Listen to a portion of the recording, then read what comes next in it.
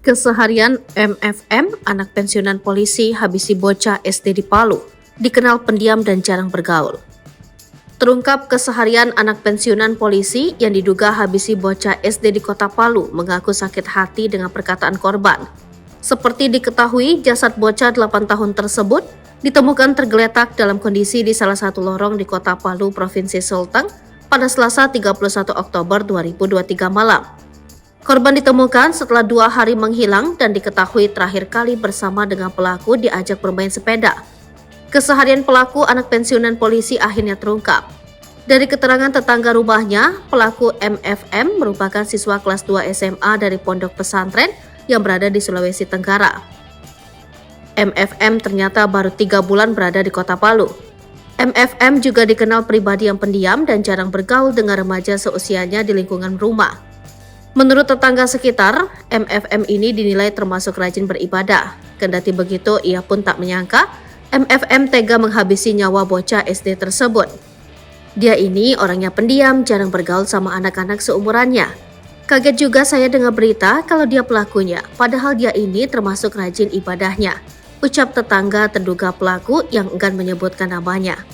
Dalam pengakuannya, MFM sempat membuka baju bocah tersebut setelah dihabisi. Diketahui MFM merupakan anak dari anggota pensiunan Polri yang pernah bertugas di Polda Sulteng berinisial UN. Adapun pelaku mengaku ini terjadi sebab sakit hati dengan kata-kata korban. Sebelum dihabisi, pelaku sempat mengajak korban bermain permainan tradisional stik es krim yang sedang musim.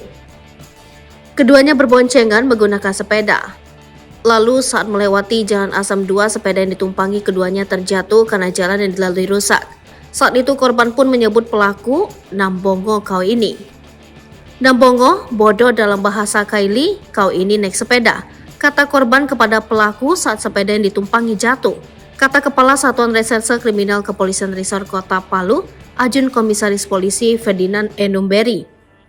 Saat itu pelaku emosi mendengar kata-kata korban.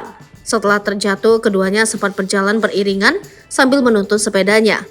Pelaku pun mengucapkan kata-kata terakhir ke korban sebelum akhirnya melakukan pembunuhan. Kau ini sudah diantar tapi kurang ajar, kata pelaku. Ketika melewati jalan sunyi, pelaku meletakkan sepedanya lalu menganiaya korban menggunakan lututnya.